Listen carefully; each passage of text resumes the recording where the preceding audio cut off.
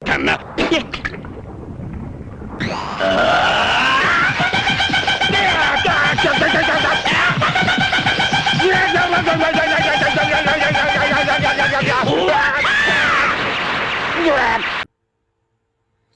up, everybody? It's your boy back with another reaction video. I'll be reacting to 3 chilling true Blizzard horror stories. I believe this is from Mr. Nightmare.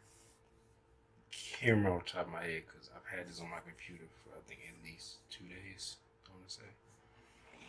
I've been meaning to react to it. So I'm finally, and this is part of the Christmas horror stories. But this is what I'm doing on my channel because I actually have a bunch of these I was planning on reacting to. I was going to start December 1st, but it's December 12th, so you can see how that went. Anyway, I did not know the Video Game Awards was starting today. I just saw, I was like, Video Game Awards live, and this thing said it starts at 8:30. But anyway, I haven't watched the Video Game Awards in a while. I just watched the highlights when they get posted on the internet later on. But anyway, let's get into Blizzard horror stories. So, here we go.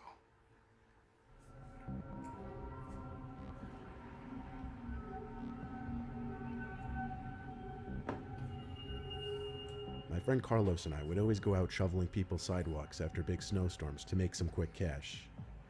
In like 2013 or 2014, our town was in the midst of a blizzard. It was dark, windy, and snow was building up fast. Our school already announced it would be closed due to snow the next day. So with nothing to do that night, and it being only like 8 p.m., we went out with our shovels and started ringing doorbells, offering to shovel sidewalks for cash. We got a lot of no's before we got our first yes. Sweetest thing. We made around $15 each on our first house. We made our way across the neighborhood. A lot of people weren't interested, and most people just wouldn't open their doors. We got a second house eventually, and made a little more money on that one. Then I remember a long gap between that house and the next house that would say yes. It was a small corner house, but usually corner houses would pay more. We rang the bell, and the door cracked open, but whoever was on the other side didn't show their face. They did, however, speak from the other side. A deep man's voice said, "Who's there?" I pitched our snow shoveling service to the man on the other side, requesting $40 in return since it was a corner house. There was a short silence. Then the voice on the other side said, "Oh yes, please, $40 is fine." There was a hint of nervousness in the voice. I said all right, and then the door shut. I didn't see the man's face at all. I turned to Carlos and said that was weird, but we started the shoveling. I started from the front porch down the walkway to the driveway. Carlos worked on the sidewalks. I couldn't help but stare at the house every once in a while, and at one point when I turned to a window as I was throwing the snow from my shovel onto the ground, I saw who I assumed to be the homeowner. Staring at you. He was standing at one of the windows, watching me. Could I see anything of his face? Not really. He was standing in a dark room. A little uncomfortable it made me, but I tried my best to ignore it and continue shoveling.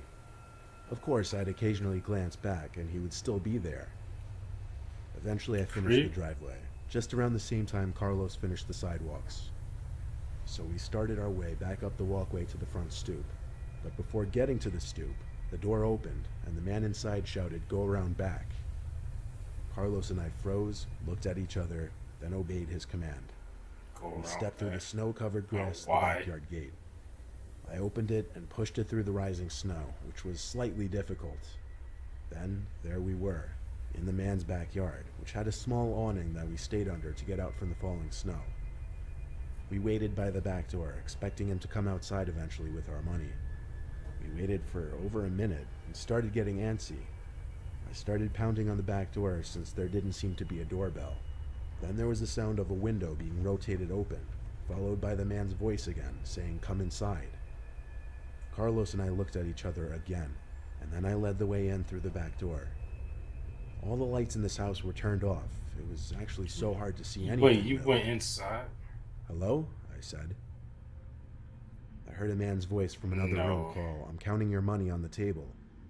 It seemed he was inside the kitchen, which was connected by a small door through the room we entered from. We walked closer to the kitchen, which appeared to be lit up through the window only by the streetlight standing on the side of the house. I stood at the doorway, intending on looking through the crack of the door to see what was standing in the kitchen. But I couldn't see through the crack because it was blocked by him. The man was standing on the other side of the door, looking through the crack. I turned and pretended I didn't see him. I made up some bull, like telling Carlos we forgot something outside. We left the house, and the man didn't say a word. As soon as we got outside, we grabbed our shovels and sprinted away from there. I was waiting for you to walk in there. All of our hard work shoveling that house was for nothing. We got back to my backyard, put the shovels away, and went inside to warm up and rest for a little bit. And this motherfucker followed Carlos and I chilled for a little bit. Then it was time for him to go. He went out the back to get his shovel. It was time. He came back inside, concerned, telling me to come take a look at something. There was an extra, fresh set of boot marks in the snow. You may ask how we knew. That's because one set trailed from the gate to the back door to the shed in the corner of our backyard. Carlos hurried back inside, and we told my mom. We live in a very poor, relatively unsafe neighborhood, so my mom was quick to believe us and get 911 on the phone. This motherfucker probably Police showed up relatively quickly, jerking considering off. the horrible driving conditions, and they went to investigate the shed. Carlos, my mom, and I watched through the back window as the police pulled out a man from the shed. He had a matching shirt from what I could see through the window back when we were shoveling that property. He was undoubtedly the house owner. He later admitted to police that he was going to attempt to break into the house when we all went to sleep. Why, however, he never answered. Police also said he was very intoxicated when he admitted this, which made me think, what on earth was he going to do to us in that kitchen if we didn't leave his house? Oh, he's gonna rape the shit out of y'all. Or just murder the shit out of him. Either way, it was not gonna be pleasant for them. It was an early December night, and we were having our first snowstorm. I wonder does he does anything to alter his voice? I was in my bed watching some low-budget Christmas film while texting various friends. Mostly my friends George and Pat. We used to text in a 3-person group chat. Everything was as it should be when I felt my heart drop to my stomach as a bang came from the window right next to my bed. I opened the curtain, but there was no one standing out there. Then, pow, there was another, as I was still looking out the window. It was a snowball. Someone was throwing snowballs at my window. I stood on my bed to get the best possible view out the window, but I didn't see anyone standing out there in the snow. So I actually lifted open my window to call out. It was almost immediately after I shouted out the window that I heard someone's laughter. Not a child's laughter like I was expecting it to be. It was a deeper voice, could belong to anyone from the age of 17 to 40 for all I knew. I shut the window and started texting in our little group chat saying I knew it was one of them messing with me. The fact that they now weren't responding made me even more confident. I didn't close the curtain as I knew whichever one of them it was, they weren't done messing with me. And just like that, another snowball hit my window. I lifted the window up quickly to try and catch them, and there he was standing in the snow, waving to me. But it wasn't either of my friends. How was that? It was some guy in a black beanie and black coat with gloves on, laughing. He started approaching the window. I hurried and slammed it shut and twisted the little lock. I also closed the curtain so that he couldn't look into my room. Is this on the first floor? Both of my friends had texted back so. now with question mark responses. Then there was a single knock at my window, and it started being fiddled with and shaken. He was trying to lift it open. When it all stopped, I waited a couple minutes before peeking through the curtain. It seemed the coast was clear, so I finally went to go tell my mom and dad about the whole thing. I came to have a look out my window. Sure, my dad believed me. He literally saw the footprints in the snow, but he just didn't see it necessary to call the police, figuring whoever was out there gave up. My dad turned on all the outside lights just as a deterrent, and then they went to sleep. I stayed up in my room with the lights off, continuing to watch movies. My door clicked open. I said get out, assuming it was my little brother. The door shut, so it seemed he listened to me. Silence, except for the TV. I watched for a long while, then a click in my wood floor. I turned, halfway through repeating "get out" in a louder voice, when realizing it was not my short little brother. It was that tall man in the black beanie and coat from outside.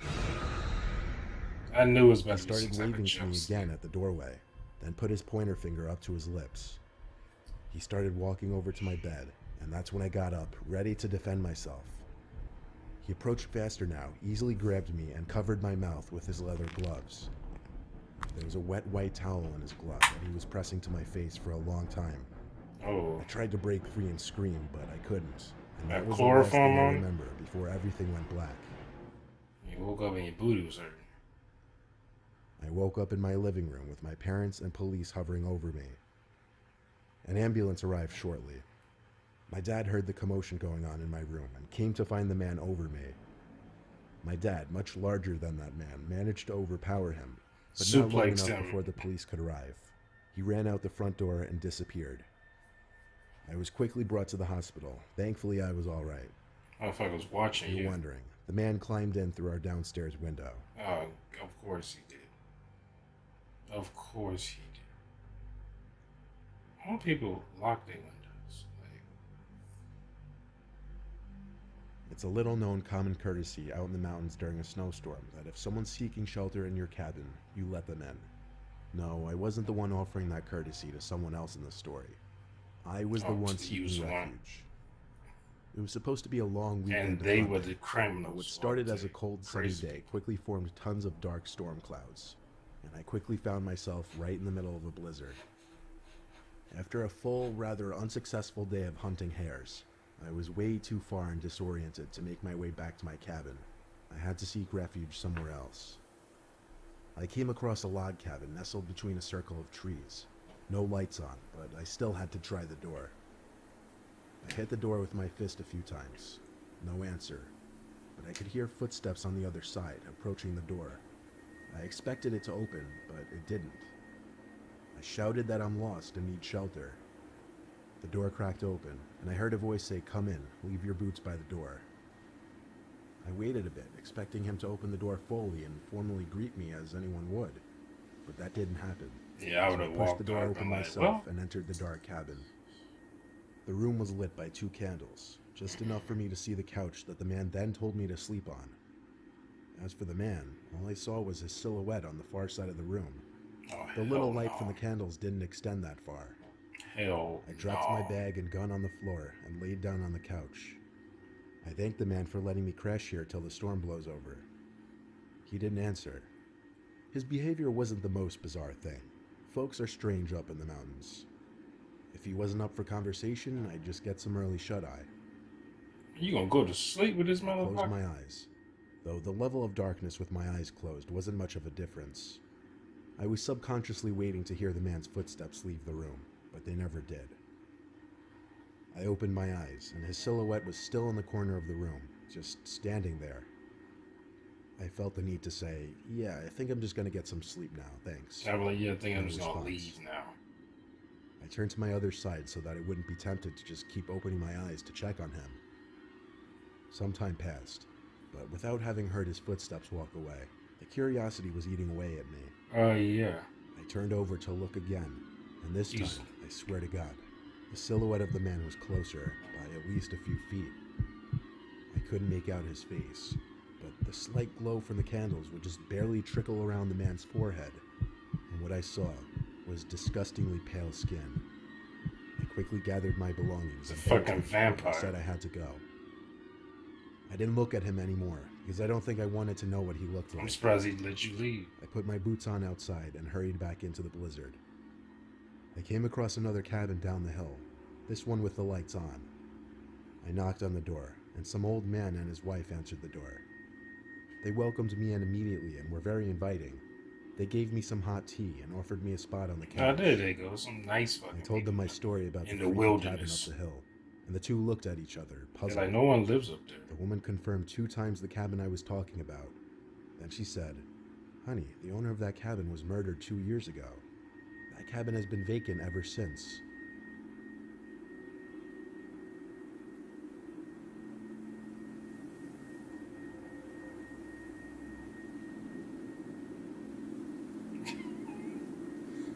goddamn ghosts. Yeah, I don't believe in ghosts, but still, I don't fuck with that shit. I'd have been like, the second I'd have walked up to the door and you just crack the door open and it's like this, and you can come in and you leave and you walk. I can see you walk away and the door is just cracked. I'm like, I'm gonna take the door and just close it, and then open the door. I'm not, cause that's just you. That's just too creepy. Like that's too creepy. And that other story, I don't even know why they walked in the house. When they was shoveling this, I think it was the second one. When they was shoveling the driveway and the sidewalk. I would not walk in. He's like, "Oh, you come in the house and count your money. How about you go count the money and bring it to the door, and then I take it." Like, I never go into like I did a delivery drive for Amazon for a little bit, and I had some people do that where they was like, "Oh, can you bring the package in?" It's like a small package I hold in one hand, and then, "Can you bring the package in?" I'm like, no. And I was like, I just lied and said I'm not supposed to go into people's houses. Or into people. I said can't go into people's property like that, and go to the front door, but not inside their property. And they said, okay. And I was like what? Like, why would I need to come in your house? You don't have to sign anything. You don't need. It's not like it was heavy. Like you need help. It's, like that might get you in how like if something's really heavy, and you're like, oh, can you help me bring it in? Or if it's an old person. Now I have done that. Well, it was an old woman, and it was something heavy, and I took it in for her. And she didn't even have me go like way in her house. It was just walk probably about 6 feet from the door to her little living room table and just sit it there. And then I walked out. So, and especially like I've seen some of these stories like, yeah, you could come on down to the basement, and like, what? Like I don't care like how nice you are of a person, how optimistic you are about the human race. You do not go into somebody's basement like that you don't know. You go in somebody's house and they're like, yeah, just come in the basement, or the money's down in the basement, or it's upstairs, or in this dark room that why aren't the lights on? Oh, the light bulb's broken. I'm like, you better put another light bulb in there before we go in there. Like first I'm like, why I'm not going places like that. I'm not going into places where you have the control of the environment and I have none. Like, no, if you can do outside, and preferably not in a fenced-in area, because people like, yeah, come in the back, and then they'll walk and lock the fence or something or close it. So if you do run, you have to at least take a few seconds to open the fence. Like, unless you just hop over that bitch. But they might have, like, I've been in places where they had, like spikes on top of it. I hate those damn things. Like shit like this, especially in cold, like, which I'm not looking forward to. Right now, it snowed yesterday, but the temperature went back up to like 40. I think it was like 48, now 43 or something like that. But it snowed yesterday. I was like, oh, here we go, Chicago winters. But it went away. It didn't melt it. So, but I've shoveled people's snow. I don't even accept money. Like, I only shovel some of my neighbors' driveways, like in my immediate vicinity, like really next door, and that's because he's like 80. He's 80, and his wife, I think she's 72 or something like that. Now, I'm trying to think of how old they were when they told me. I think that was a while. That was like 7 years ago. Might have been longer than that. So I'm just assuming he has to be like in his 80s, because I would say he barely walk anymore. He can't mow his lawn anymore like he used to. But I remember she was significantly younger than him. But I think at least close to 10 years. That's probably like 8 years, maybe a little bit more, maybe 10 years. But her and the woman next door to me, and I've shoveled her snow or used my snow blow to get it if it's too deep. But and that's because she's over there by herself. She's old. She's like, I think she's in her 70s, something like that. But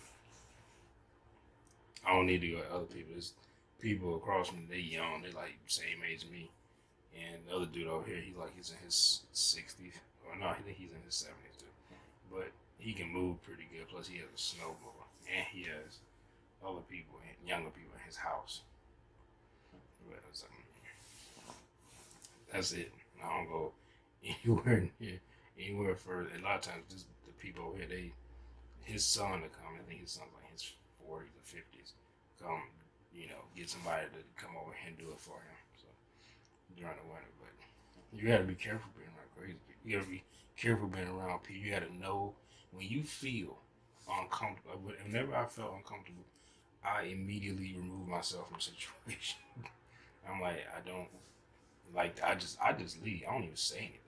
I don't make an excuse like that. Like in the second story, he said he made an excuse with Carlos. He said, Carlos, we forgot something. I would have just, as soon as I felt uncomfortable, I'd have done an about face and walked out. I probably ran out the door.